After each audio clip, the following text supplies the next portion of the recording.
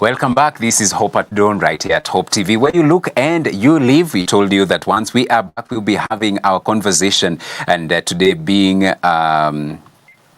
it's a Thursday. Yes, we call it the relationship resonance. And today we are looking at injustice, trauma in families. And of course, maybe you are watching and you are affected one way or the other. You know a family that is affected, a friend that was affected by the same. Then this is the show just for you. And you can tell a friend to tune in, and so that we can be able to be enlightened together. And on set, we already have our guest who is ready to unpack today's topic, today's conversation. And of course, I know that you will be assisted as much. Hope TV Kenya, that is where you can get us across all our social media platforms. You can get us on Facebook, on Twitter, X now, and also we are live on TikTok, and also we are live on YouTube, so you can let others get to plug in as well. So let's go straight to our guest. Good morning, sir.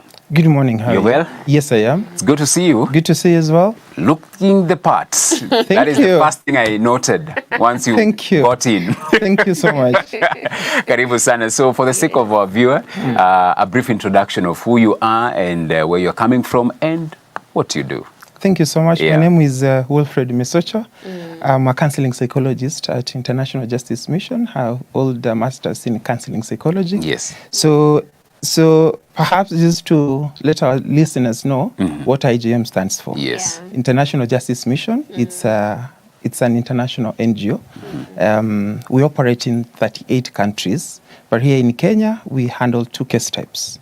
That is police abuse of power and violence against women and children. That is what our Mombasa office concentrates on. Okay. So then what IJM does, you see, violence is a daily problem. And like I'd mentioned earlier on before we began, just recently you saw a young man from Multimedia University when they were demonstrating, being brutalized by police officers. He was not armed. So violence is a daily problem in our country. So what IJM then does is we try to collaborate with various government agencies to be able to as our victims and survivors walk through the criminal justice system, they at least have that public trust, so that even they walk through the criminal justice system, they know that their cases will be handled in a better and to the conclusion. So that is what IJM does. So various violations, but also we have as we hold the officers the criminal justice system actors accountable, and also the government, we also want to ensure that justice is served. So that is what IJM does. So as we do that also, we try to see how best can we collaborate with them to ensure that they are doing what they are supposed to do. As we hold them accountable, but also we are supporting them to do the same. So that is why we collaborate with those various government agencies. We have worked very closely with the likes of the ODPP and the D2C, decision to charge. Some of those violations that do not need to, or criminal cases that do not get to, does not meet the threshold. They don't need to get to their way to the court. They can concentrate on more severe injustices in the criminal justice system. And also we have collaborated with the likes of IPOA and various, even the Witness Protection Agency, in terms of some of these violations when they happen. Also there is the insecurity that comes with it. So then how can we have those victims and survivors put into witness protection? So that is what we do on a nutshell as IJM. Wow. Yeah. That's amazing. And I'm even thinking of taking such a line. So is it from an experience that you had, or did you just find yourself there? Maybe just give us a bit of a background of why you're passionate about this particular area of, injustices. Yeah, so growing up, I was very interested in the aspect of seeking justice, and also trying to, what can I add to the community in terms of trying to see all these violations that are happening. What is my role? What is my responsibility? That is when I developed a passion for humanitarian work. So that is how I got myself in counseling psychology. Yeah. Then you see, counseling psychology is a very interesting field because we try to study the way human beings behave and they act and make meaning out of that behavior. Yeah. So that is how I developed the interest. And now you see here at IJM, it's not just work, it's a mission. You have to have that drive and compassion to be able to do, because most of the time you find that you are working with victims and survivors who have gone through very severe injustices, and they are very vulnerable at the time that you get to interact with them. So they need someone to show them some sort of hope, but also at the same time, someone who puts who is going to empathize with them and put whatever they are going through, put yourself in their shoes. So to be able to work with them, understand what they have gone through, it's a very difficult journey. But at the same time, how do you work with them towards the journey of restoration? So it's a very interesting field, and that is why what we do at IJM is driven by passion and compassion. Yes. And you mentioned, because I believe there are two aspects to when you're tackling these cases. There are those who are directly affected, and then those are the victims, and then there are relatives of those who have been affected, the victims themselves. How do you work with them? How do you help them in this journey? First, before even starting to work with them, remember what they have gone through directly as victims, or even indirectly now through the family members. They go through very traumatic experiences. Imagine someone losing their loved one, or a little girl who has been abused out there. You know, what then happens is that we want to see how can we work with them without re-victimizing them, but also the same time, like I mentioned, showing them that empathy. So what first we do is we want to also show them where to report first. And also, as we show them where to report and also create that awareness that there are different government agencies and also even those CSOs, civil society organizations that help to follow up on these cases that can help you. Remember, sometimes they're at a point where they don't know where to begin and where to start from. So what we do as IJM, or even for those victims that we have been able to work with them, once we show them where to report, because that is, if the case needs to go to the court, that is the basis of it. You need to secure the witnesses, but also at the same time record what exactly happened. But remember, if someone has been abused by, for example, some of these rogue officers, and we're saying it's not all the officers are bad, but there are those ones who are good as well. So then where do we begin from? The same person who has been whose rights have been violated cannot go to the same police station to report. Then we have the likes of IPOA, where it's a civilian agent of the government that is holding the officers accountable. That is the beginning point of it. So then you find that as the cases then begin, you need first to even debrief them, to come to a point where they can even be able to recall what exactly happened. So that is the beginning point of it. And also being careful that even as you work with them, or as you try to show them where to report, you are not re-traumatizing them. Then after that journey, then the next step is to then show them there is what you can go through to give you a second chance. And that is now, for example, counseling and also any other psychosocial support they need. For example, you'll find that someone, his right has been violated, and the immediate need is for them to be able to follow up, maybe get a legal representation or even medical assistance.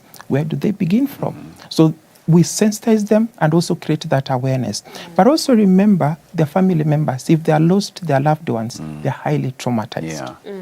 That person could be the source of their livelihood. That person could be the breadwinner in the family. Where do you begin from? Here they have been left with a lot of medical needs. Some even end up, when these violations happen, some even someone is jailed in court, is put in jail, and then they even end up separating, because and that is the magnitude of what injustices bring Yeah. to the families. And look at it. Some of those children who have been left behind do not have a father or a mother. For example, like the case you were mentioning earlier of Jacinta, which has been out there. She was arrested in 2015 when the babies were very young. Yeah. They didn't know. She didn't know even where to begin from. No. And then now the husband left. The children have been left with no one. That is now IJM was able to step in first to secure shelter for those kids. Sheltering, ensuring that they have a shelter, they have somewhere to call a home, and also at the same time ensuring that these children also have access to education. At the same time ensuring that they have food, and also at the same time we are following up with the case in court to ensure that the mother is back to provide her motherly duties to her children, because now the children have been left with no one. And then at the same time she needs a bond, as the legal team work in court to ensure that justice is served as well. And then at the same time, these children needs to be able to process what has happened to them. So it's a very complex journey that those victims go through. And most of the time, especially in instances where someone has been injured, like recently, there was a young man was sharing a story from Kisumu, a case that we are working on. He was shot on his legs. He cannot be able to do the same work he was doing. The family is looking up to them. What next? So how then, that is how we step in and also try to work with the various government agencies and also just to have that human touch, what we call them being sensitive and being trauma-informed. Victim-centered, use that victim-centered approach so that when you even work with these victims through the criminal justice system, you have that understanding. What they have gone through, they need someone to hold their hand and also sort of show us hope. Wow. I mean, that's intense in itself. And as you've said, it involves a lot. Yeah. Because it's not just one area. It's a lot of so many things that need to be done to ensure the safety of those that have been left behind, and also the emotional, state or the mental state of the one who has suffered this injustice. And maybe I feel like we need to get more into the ground and understand some of these cases that you have dealt with. Maybe just give us more examples of, these cases that you have handled and how, the progress and the impact has been. Yeah, so I'll try to bring in the aspect of children cases, the violence against women cases that we have handled, and as well as some of these cases of adults who have faced various police brutalities or violations. So there was a young man sometimes back who was a watchman, a guard here. A police officer was beaten and his guard taken away. He was working as a guard. The officers came, they arrested him, they took him, he was incarcerated. He spent years in jail. When he spent years in jail, remember back home, they were looking up to him as a breadwinner. When that happened then, the case went into court. Walked through that journey, IJM got hold of that case. We worked with him, then we realized that there are ingredients that the officers didn't take into consideration. He spent time in jail. Years later, when we got into the case, we followed up on the case, and then he was found not to be guilty. So then afterwards, years later, what IJM then did after the conclusion of the case and after appeal, we sought for restorative justice. Meaning seeking for civil compensation. The young man, together with another, so I know that case is out there, is called Collins. Years later, we sought for compensation from our within our organization. He was compensated 2 million for a crime that he was incarcerated for, which he didn't commit. That is one case of so many. And now you see this is a systemic problem. When the officers who are supposed to investigate and follow up on these cases, remember back at home, he had a family that was looking up to him. By the time he was coming out of it, the wife had left. The children also are here. They're looking forward to have, and even to make it worse, the family did not want to associate with him. Now you see the stigma that also comes with it. But also now here, there is some sort of hope. As you have gone, what you've gone through in court, for us, what we are saying then as AJM, can those officers who have done wrong to such kind of an innocent man be held accountable? But also at the same time, if this was not, they didn't do their work, we want to compel the government to compensate for his psychological torture. Remember, his frame of reference will not be the same again. No. Because he will not look at life the same way before that happened, right? So then, it was compensated, he's doing very well, and now he's trying to gather his pieces back, and now he's a champion advocating against such kind of violations. Sometimes back also, there was a case of a young girl, by then around 6-7 years old, who was abused on her way from school by another young man out there. This child, it affected her self-esteem, it affected her education, performance, and also the health complications. But we worked with her in court, and at some point, remember, she could not even stand in court to testify, simply because at any given time when she comes to court, she sees across the perpetrator who abused her. How do you expect that child to be able to look at the perpetrator in his eyes and be able to narrate what happened? That is a trigger in itself. And that child is, for the longest time, was blocking and filtering the information to share. As we were as IJM, we work as a multidisciplinary team. With our advocates in court, we requested to have audience with the court. And as we were in court, the psychologist team were able to give advice and also give technical guidance to the court. They granted the wish. Then we were given some time for this child to be able to go through counseling, to process that, so that when she comes, at least so that when she comes to court, and we are allowed to set that courtroom environment into a more conducive environment so that she can be able to testify. And she did very well. Right now as we speak, that young girl wants to be a journalist. She's doing very well. And also at the same time, the young man who had taken advantage of the girl who was trying to, children want to be children. That was being stolen away from her. The court found him guilty. He was sentenced to 50 years, 2 years ago. And that is justice being served. That's true. And also, as we were mentioning about the case of Jacinta. Jacinta now, she's an advocate, what we have come up with now as peer support group. For those victims and survivors who have gone through various violations, remember they have walked through counseling. And also they have gotten other psychosocial support needs.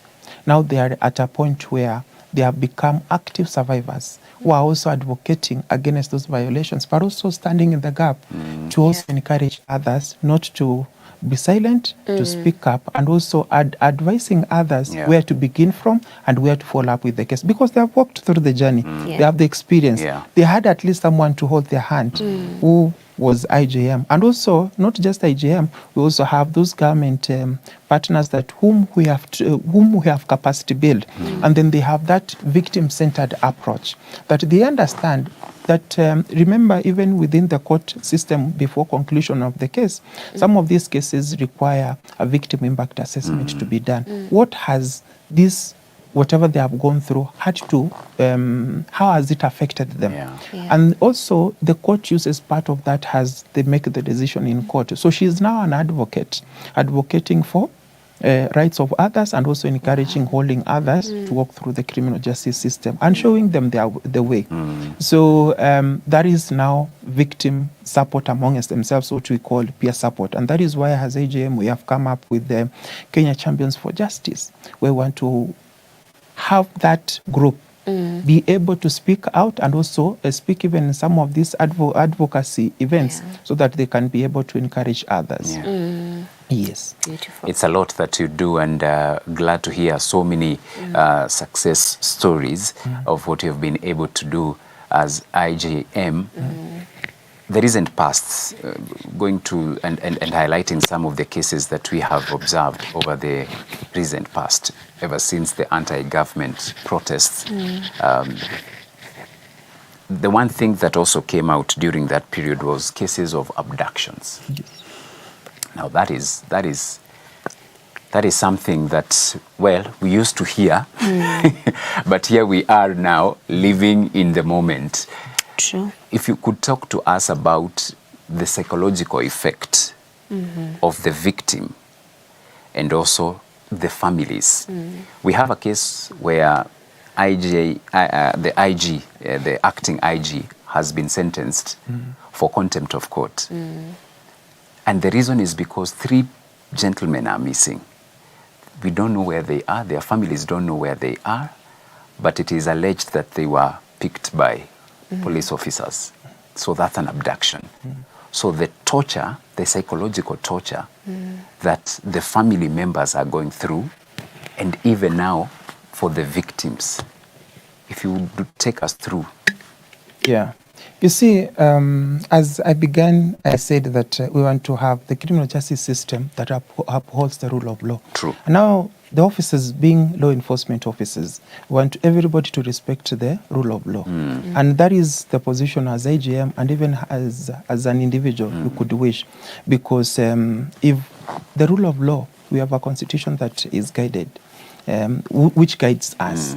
So if so, the position is that everybody we wish for them to uphold the rule of law, so that even for the victims and survivors who go expecting to find justice within the criminal justice system, they have that hope in the criminal justice system. Yeah. So that is the position I could state as AGM or as any other Kenyan could wish for it to be so. But now, here is the case of abductions. And also, at some point, it's also a case of enforced disappearance. Yes. Remember, if someone is abducted, wherever they are, if they are still alive, we hope they could be. Yeah. Because I can imagine what the psychological torture the family is going through and anguish. Because if someone has been abducted, you don't know where they are. Even they can never have closure. True. If there is no closure, they are still in grief until such a point that they get to understand what happened to their loved ones. But at the same time, when this is happening, when some of these abductions happen, like recently, a young man was sharing over the news that when they were abducted, they were being tortured. There was the physical torture, and also which comes with the psychological torture, what we are talking about. Then you find that some of these victims, when they are abducted and then they live to tell the story what happened, they end up being withdrawn. They're in a lot of fear. Because I remember when at the height of that, I remember some of those, some of those who were the abductees, they were, after they were released and everything, all of a sudden people are now asking, what was given or what were they told, because we no longer now see them as much as we would see them before the abductions. Yes. And that is the psychological impact it brings. And that is what I was saying, that they even end up being withdrawn. They want to isolate. They end up numbing. At the end of it, and also they are in a lot of fear. And also sometimes based on what happened to them. Some of them even the sleep patterns, sometimes they don't even sleep. Some even end up having nightmares. Some even end up having what we call psychosomatic episodes, where that you just find someone, they're having panic attacks, that even they are sweating, they don't even have appetite, because they remember the trigger is and the stressor, what they experienced.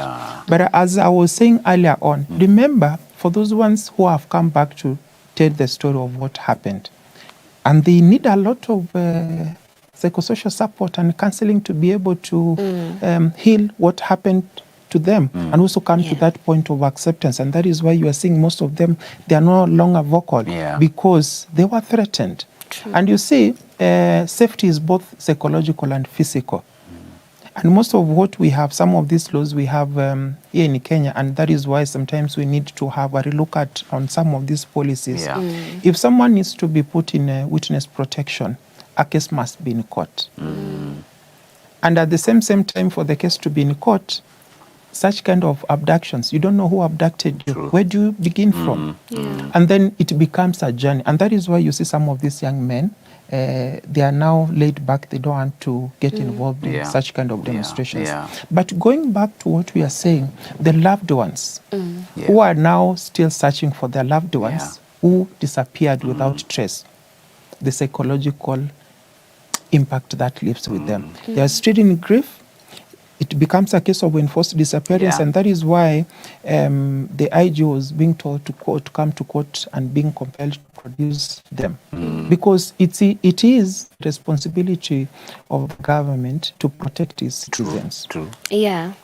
If the same government that is supposed to be held accountable, so then we want to balance. Then how do we then do each government agency is doing what it's supposed to do? And that is why we are saying, let us uphold the rule of law. Yeah. So that even for these victims and survivors, when they are going through the criminal justice system, they have hope that they are going to get justice and gain that public trust with these criminal justice actors whom they are looking upon. So it's a very complex journey, but what we are hoping for is that for the families to get the psychosocial support as we look forward, with the hope that they will, their loved ones will come back. But also at the same time, as we look forward to hear what the IG is going to say about that. Wow. And we just wait, because all we can do in some situations is simply wait and see and pray for the best as well. So allow us to take a bit of a break right about now, so that we can take a breather, absorb all this information, because it's definitely a lot, just digesting it. But I believe that this is such a timely conversation to have at such a time as this. So we take a short break. We'll be back in a bit.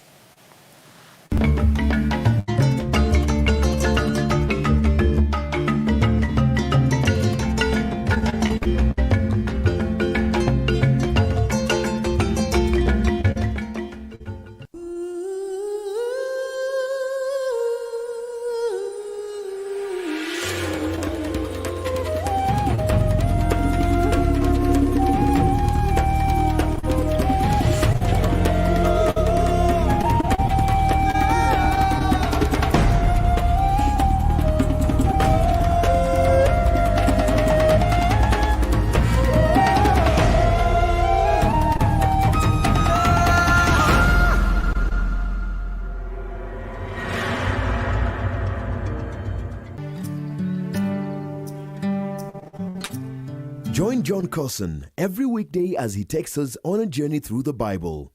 Whoever shall seek to save his life, if you go back to living for yourself, you're going to lose it.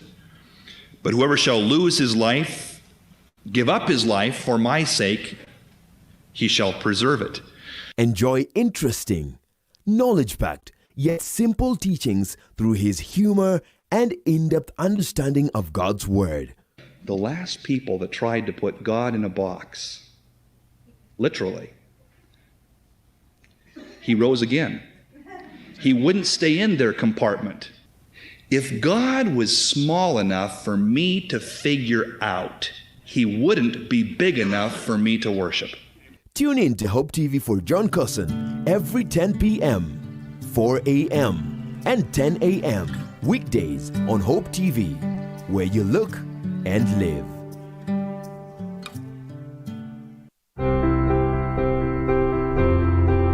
The Asian community in Kenya has been nationally recognized as the 44th tribe of the people of this great nation. For me, God is real in Christianity. I talk to Him, He talks to me. I fail, He forgives me. When I first read the first book of Genesis, it gave me an orderly sense of accounts of creation. Day 1 is what He does. Day 2, He creates this. Day 3. Every third Thursday of the month, we bring you Asia Testify, where we will be listening to life-transforming stories of Asian believers who have walked with the Lord. only here on Hope TV. Look and live.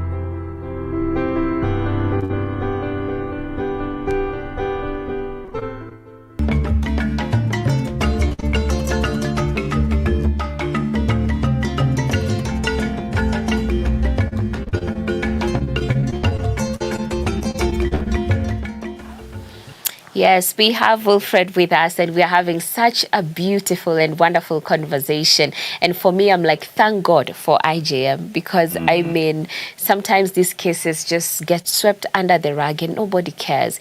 But just coming out and saying, you know, I want to help these people, that is such a big thing.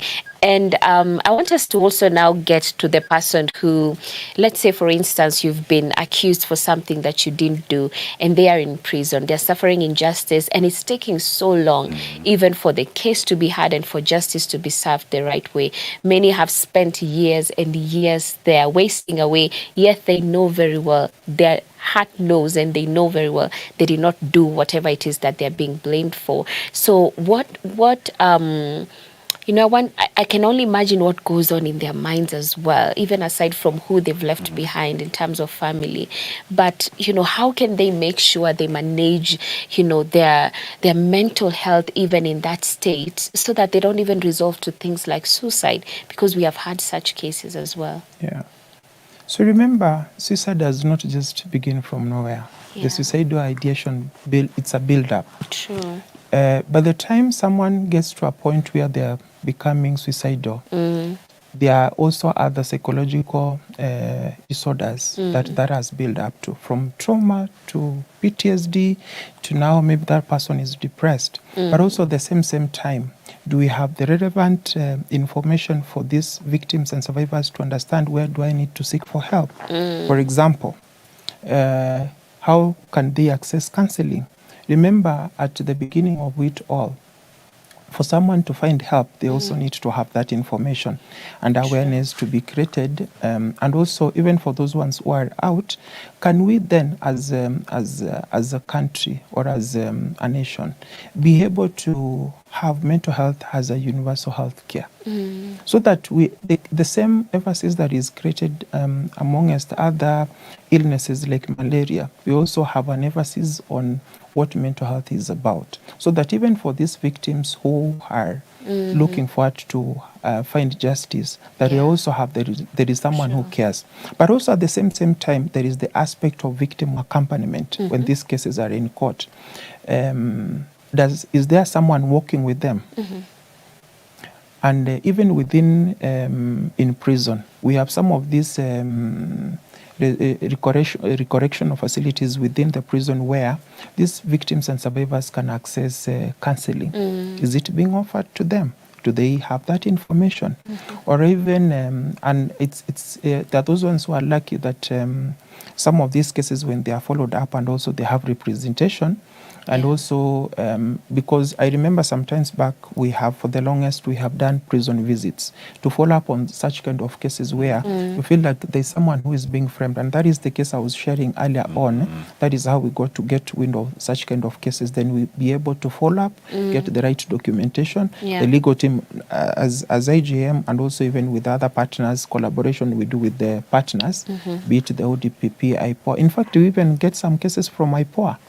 And even the Internal Affairs Unit, the DCI team, also shares cases with us and asking for us to be able to work to assist them as we work together in seeking justice. So then, such kind of cases now, which come from prisons, we have had such, like what I was mentioning, the case of earlier on, Collins. That is how we got that case. And we are able, as we work as a multidisciplinary team, and even the case of Jacinta, we are able, as the psychologists, to visit them in court, in prison, together with the lawyers. We are able to trace where and what information is not right. Then we retract it backwards. And also as we do those prison visits, we are also able to encourage them, work with them. And also at the same time as we do this, we are encouraging them. And that is how you find some of these cases then ending up, they're let free. But also at the same time, in such kind of cases, remember like the case we just mentioned about Jacinta, she was in court for, she was in prison for such a long time. Yeah. Yeah. In fact, immediately when she came back, that psychosocial support and working with her through counseling to accept, yes, this has happened, but also at the same time, how can I be able to stand strong, both psychologically and also have the energy even to follow up with these cases? Because there is also court fatigue. These cases take such a long period of time, and if there is no one to hold them accountable, and that is why some of them even have those suicidal ideation, and because they have lost hope. Remember, someone who wants to commit suicide is their last call for help. So then how do you encourage them to be able to navigate around that? And that is why we are saying in some of these sections, for example, Section 226 of the Penal Code that criminalizes suicide, we need to, even some of these laws when they are being implemented or formed, we need to have also the input of mental health and psychologists, their input, so that someone can be able to understand. When someone has gone through such kind of a traumatic experience, they'll never look life the same way.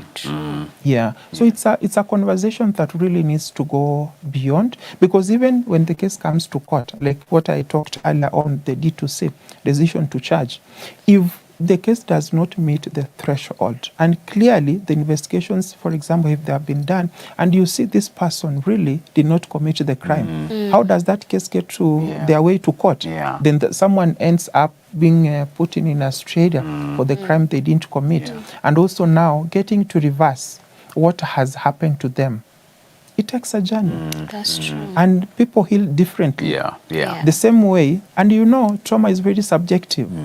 And some, there are those ones who react immediately, and there are those ones, it takes time for them to heal. And at the same time, there is the part of their life that has been taken away, they will never recover. So how does that look like? And that is why, like I mentioned earlier on, we are pushing for restorative justice, and even seeking for compensation, civil redress, to be able to compensate these families. At least, yes, this cannot bring back what happened or even take things aback, but at the same time, there is now holding the compelling the government to be able to do what they are supposed to do. And also so that for this even government agencies, really they hold up to their mandate.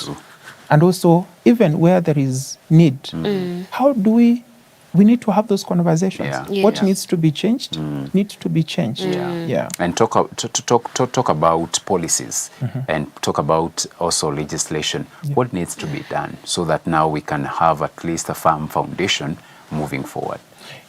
And now you see there is the need for involving the other stakeholders, and even for the victims and survivors, let them to be on the table. When these conversations are happening, it's much easier and someone to be able to connect with the story and be able to understand what some of these violations and the psychological impact it brings to the victims and survivors when they go through such kind of violations. A good example is that, for example, Victim Protection Board, those whatever IJM is doing and any other civil societies out there, such kind of guidelines needs to be operationalized so that even they are able to have that victim accompaniment in court. There is someone showing them the way, because that is what the government is supposed to do. And also then it gets the support from such kind of organizations like IJM. We need to, even these conversations when they happen, you hear someone was given 10 million or 2 or 3 for the wrong that was done to them. But 5 or 4 years down the line, they have never received the same. What happens? What happens? So that is why we're saying we need to have this conversation. Let us be able to let these agencies and some of these policies be operationalized and also involve the relevant stakeholders, including those victims and survivors. Let them be on the table so that when these conversations are happening, their voice is also heard. And even now as we speak, there's a lot of public awareness that needs to happen. And also even the role some of these government agencies play. I know today if you get to interact with someone, how, if, for example, if there is a case, Yeah. remember when you talked earlier on, the psychological impact these cases bring, but also there is also the income bit of it, and also there is also now safety that comes with it. They are threatened. And they're not able to follow up with cases. And you hear, yes, you can clearly see there is a violation that happened, but witnesses are not able to come forward. Do they know about witness for protection agency, for example? So we also need to create a lot of awareness so that the public is aware. If this happens to me, where do I need to begin from? Yes. So there is a lot of public awareness that needs to happen, and also operationalization of those policies and even those acts, like what I've just mentioned about Victim Protection Act. Yeah. Right. And you did mention that in two different cases, and I'm sure there's even more, whereby, you know, maybe one of the partners is in prison, and then you find that, you know, the other partner leaves the children, and they just can't handle the situation.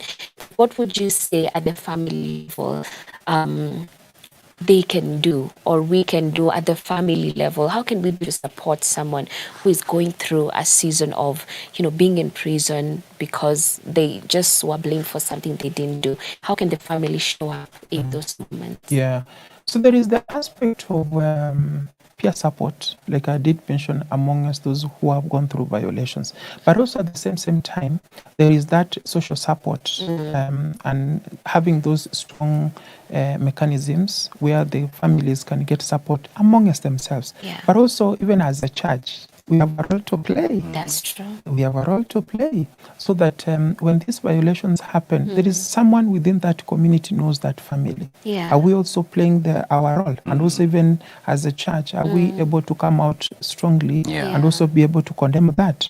But also at the same time, the families, do they have relevant information where they can seek for help to have their kin back home, to be able to support their families? The reason why I'm saying that is because we have instances where if the father, for example, has been taken away, the mother is left with the children. All the time they also have to, she's carrying two burdens at the same time. Yeah. Sure. Parental responsibility, follow up with the cases in court. Sometimes they don't even have fares. How can that person be supported even to get their way to court? Yeah. Victim accompaniment. Do they have someone to hold their hand? So that even as she's whatever she gets to support the family, how can she even be able to have someone to explain to them what happens in court if they cannot be able to get their way? But also at the same time, these children, the parental care that they need to have from both parents. Remember, when these violations happen, does not determine whether someone is gender or someone is age. Sure. Doesn't discriminate. And you find, and that is why for the longest what we have been pushing for is for those conversations to be out there. Let us have those conversations so that even some of these government agencies, for example, HIPOA does provide psychosocial support when victims are following up with cases. People do they know that? No, they go to, once they document, that is it. And that is why I'm saying we really need to create a lot of awareness for people to understand, where do I even begin from? That relevant information is very crucial as we walk through the criminal justice system. But paramount of it all, when these violations happen, this family need a lot of psychosocial support and a lot of counseling to be able to help them stand up again. Because at the moment where, remember when it has directly happened to a family member, there are also those ones who get affected. They're like their kids. They're secondary, now they become the secondary recipients of what has happened. Getting that understanding is very paramount. Yes. All right. And I see time is far much spent, and we need to bring our conversation to a close. So what would be your last advice and especially when it comes to injustice trauma, not just in families, but also in the community, in the country at large. Yeah. We need to break the barrier of the stigma that comes with some of these violations. We also need to create a lot of awareness. We also, from where does someone needs to begin from? When these violations happen, we also need to involve victims and survivors when we're having these conversations about violations and injustices. At the same time, we need to have a criminal justice system that is victim-centered, meaning that they understand what the victims have gone through and the impact of trauma. And they get to understand that these victims and survivors, they need someone to hold them, to work with them through the criminal justice system, and also avoid re-victimizations. We also need to understand that there is a role that all of us need to play. And also as we do that, we also need to uphold the rule of law. Because for even those ones seeking justice through the criminal justice system, what needs to happen is for them to have that public trust, the criminal justice system. So if we don't like what the case we are talking earlier on, someone's being issued, someone being required to come to court and they're not coming. For those ones who are seeking for justice, are they going to have hope that they are going to receive the justice that they need? And also it's the right time that we need to have this conversation, that we need to speak up, and also at the same time encourage our victims and survivors that the journey is not lost, and with the relevant information and people to work with them, justice will be served. That is good and very powerful. And you've also, you've highlighted the importance of the families, part of the support that they're giving to know where to report these cases. And I think probably the question in everyone who is watching this morning is, where can I actually make that claim? Maybe we can highlight that clearly, so that whoever is going through an injustice, who feels that they need to take the next step, instead of just giving up and saying, okay, it happened and so it is what it is, aside from saying that, knowing where to go. So maybe you can share, how can people get this justice? Where can they go? Who can they call? Yeah, the first thing that needs to happen is that you need to report either to a police station, which is nearest where you are. But at the same time, such kind of violations that involve, for example, police-related cases, you might not be comfortable and feel safe to go to a police station. You need to walk to IPOA offices. They have toll-free numbers. You need to get your way there and also have those cases reported, even within the National Police Service. Cases involving police officers' disciplinary actions, you need to report to Internal Affairs Unit. And also even there are so many other civil society organizations that can follow up such kind of cases. At IJM, we have our referral line, which you can call, and then you can be able to follow up on those cases. So the conversation and where to report, that information is out there, but also at the same time, like us, if maybe before I leave here, I'll leave with you our referral line, so that when these violations happen, feel free to report to us, and we will help in following up in such kind of cases. And even as I conclude, then even within our within IJM, what we have done, because psychosocial support component is very critical within the criminal justice system for victims and survivors who are seeking for justice. So we have come up with a network of care which brings together relevant government agencies and also CSOs to be able to, who are providing psychosocial support to victims and survivors of these violations, where we can also, once those cases are reported, we can refer more ourselves, so that to ensure that victim and survivor gets the help that they need, both from psychological assistance and also in terms of legal redress. Those cases get their way to court. So the information is out there, but also maybe it has not gotten to the right people who need to have that information to be able to seek for justice. Yes. Yeah. Yeah. Wow, thank you so much, Wilfred. We really appreciate you have shared a lot. And I believe we are now a better people with lots of knowledge. And now we can be able to help friends, family, or even those in community who will require this information so that at least they can know where to go and even how to start. I don't know if you're on social media, that is IJM. Yes. Yeah. And the line as well. Yeah, and the You line can as share. well, if you can share with us. Yes. Yeah. Yeah. So in Facebook and IG and Twitter, it's IJM Kenya. You can access, and also where we get to share quite a number of stories, and even on YouTube. I know you had said earlier on you've seen some of the stories that we have shared, so that is where you can find IJM.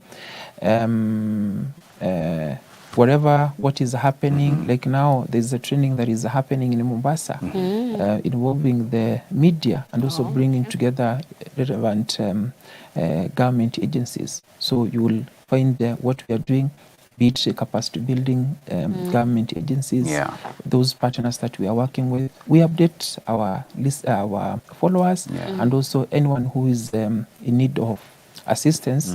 That is where they can reach out to us, and then they will be able to follow up on those cases. Yes. And the line, we can share it, and I believe.